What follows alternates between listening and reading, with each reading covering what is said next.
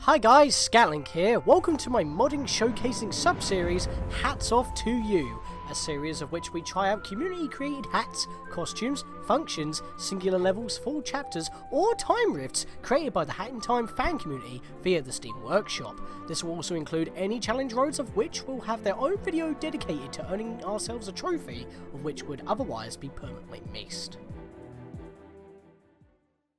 Hi guys, welcome back. Scatlink here, and we're off for more of a Hat in Time Summer 2025 live event. This is part 8 overall, covering the whole of level 5. Please check the previous episodes so you're not totally lost. Everything is almost consistently newly added for Summer 25 at this point, but most of them in this video are from past challenge roads that I have in fact completed before. This does speed things up to reach the ends, especially since there are so many mods newly added since 2024. It's almost doubled in size, and some of them we have yet to see on this channel and project, so let's get started on yet another montage. Starting off with Challenge Road 35's Deeper Sea Rift, newly added for Summer 2025. Don't just beeline for the end, take your time through the tricky platforming segments. Go through the bubble blowers, as they will pop you into a bubble, giving you extra floatiness for a limited time. Go fast and build momentum to clear larger gaps with the bubble's floatiness, to reach the end where 5 timepiece shards will spawn a timepiece in a massive treasure chest, which will reward you with all new free Snatcher stamps. Next up is Challenge Road 51's Golden Launcher Rift, newly added for Summer 2025. To make it to the end where the timepiece awaits, wait on the Gold Rift segments until they launch you. You will be faced in the correct direction, so you can focus on timing your double jumps and lunges to maintain your speed and clear gaps. That's another free event stamps just for reaching the end.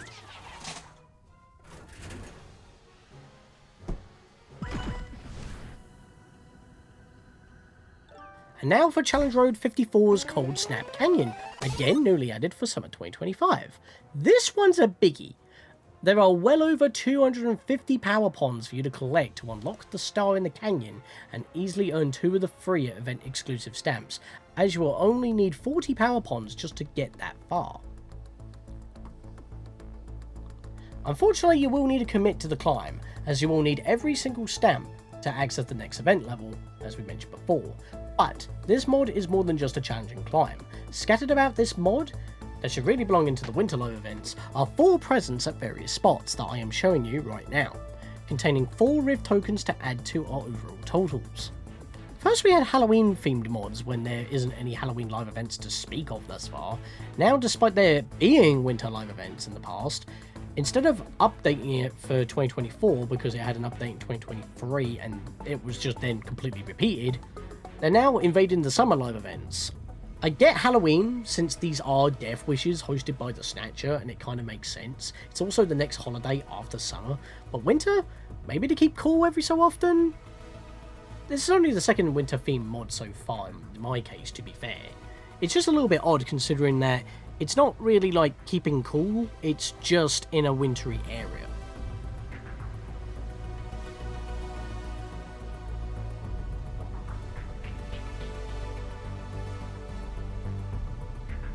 There is also a yarn at the base of where the star sits above, where you can find yourself some yarn. So make sure you drop down to get it before grabbing the timepiece if you have the Pons already. And despite having the theme of Challenge Road Returners, we break that chain for the end of this video with the newly added and not yet showcased Aquatic Dreams Blue Time Rift, the Pond Rush. The best thing about this map is the fact that they're all new levels, but obviously I just realised I rolled glide badge for every single one of them. Maybe I'll get it for this one, but it wouldn't actually be that helpful. In fact, it would actually be more of a hindrance to a certain extent. Time Rift Aquatic Dreams Pond Rush. So the idea is that you need to collect 200 ponds, and that will make the timepiece appear. There's no counter for that, and if you get some ponds from enemies, that can actually make your job a little bit easier, because I believe there's only a little bit more than 200 in the level, so drop some enemies is very good. Problem is that the level design itself is hard to explain. Time Rift Aquatic Dreams Pond Rush by Hatless. 200 ponds in 5 minutes. Constantly moving platforms and structures in a wacky, murky seascape. Featuring fish, squids, and the mafia. Sounds exciting. Try it out.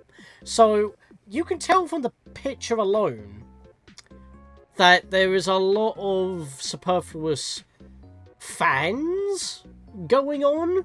And if you're trying to avoid out because you're already in a freefall, you just want to respawn, you could land on that platform and there's no way to get back up. And then you just have to waste even more time taking double damage because you probably took full damage, and then you have to void out.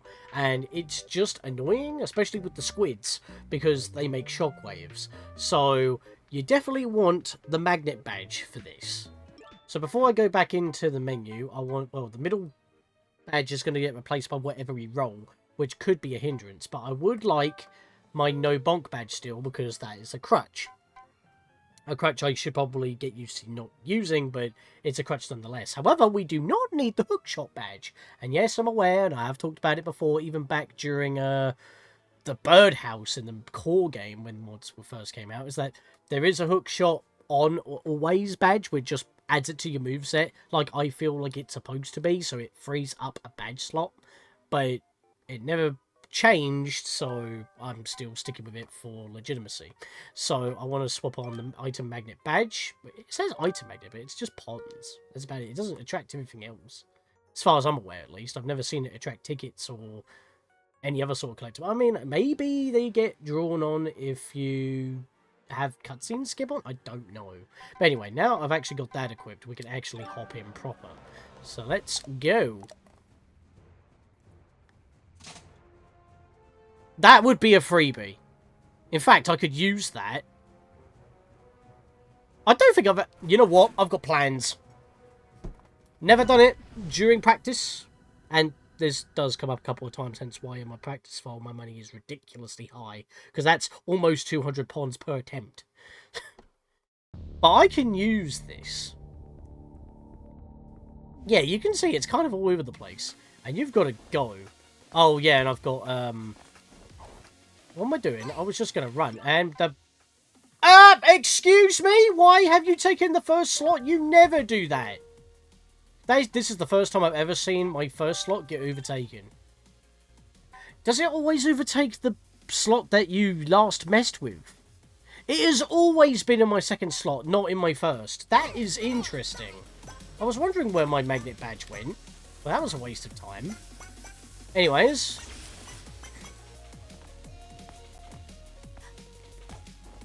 I think this is from Sonic Frontiers, I believe, from one of the mod packs that we've had before. You know what? That's cool. I don't know what happened there. The game kind of surged as the shockwaves rendered. Right. Gotta grab these ponds really quickly here. Now, climbing up this tower is a bit of a pain, because it's super janky on getting stuck. You kind of need to do wall climb, then double jumps just to get up for the most part. I'm not a fan. And these blocks can also just toss you off. The camera could implode, and it's...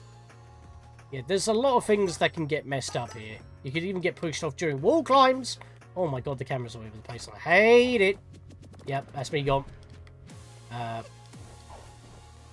gone, I guess. Gotta climb up here again. Right, once I climb up to a certain point up here, yeah, for some reason Hat Kid doesn't grab the ledges of some of these. Sometimes she does, but sometimes she doesn't, and most often than not, she doesn't. So I'm gonna put one. There's no room to place a vent here. Damn. You know what?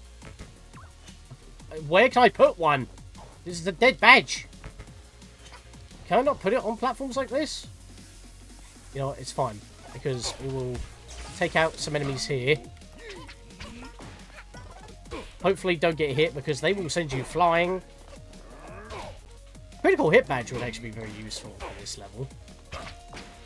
Right. Oh, don't lunge! Oh my god, I wanted to crouch and put a vent down. There we go. I had to load it for a second. It is a mod, so it's fine. It's what was rolled. Remember, we need to grab 200, even though there's no tracker for it. So you just got to keep on grabbing them until you get it. But the timer does not stop when you do grab enough. So you need to be able to grab the timepiece as well. So being as close to the timepiece when you finish is normally a good idea. Right. In fact, saying that, I have a plan. It's not getting hit by that guy. In fact, I'm going to come over here and I'm going to put one there. Be cheeky about it. I did say I have plans for using this badge because it just occurred to me. So I might as well make use of it. We've got 2 more minutes. And we're on the top half of the level. Everything else is up here. Remember, taking out enemies does take a bit of time, but it may also give you a few extra pons to not grab ones in dickish places. I've placed 2 vents so far, so that is fine. I can then crouch, place another one, hop in, and get back up there like a checkpoint. Look at that. No, I want to... Oh, God. That'll do. There we are. We're back up here. Perfect. Could you grab the ledges, though? Would be very nice. Yeah, this is a dead spot right here. Exactly what I was talking about. I'm now losing time.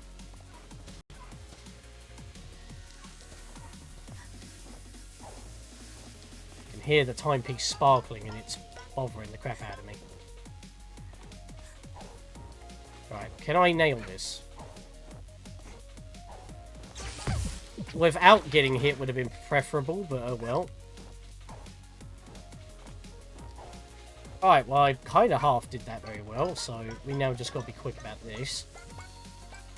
I'm actually very good at walking along those very narrow pathways in this game. I've gotten very good at it. And you would think I would have jinxed myself by saying that, but I did not. I can never home attack those things before they hit me. It's like a requirement. Alright, we've got 40 seconds left, and we've got almost every pond that we need. Heart pond, very nice. No, get down. The one time you grab a legend, I don't want you to. There we go. So that was my second vent. So I'm pretty sure I can crouch, place another one, and then just go straight there. There we go. Because the one I placed was halfway. And that actually did wonders for me. Wow.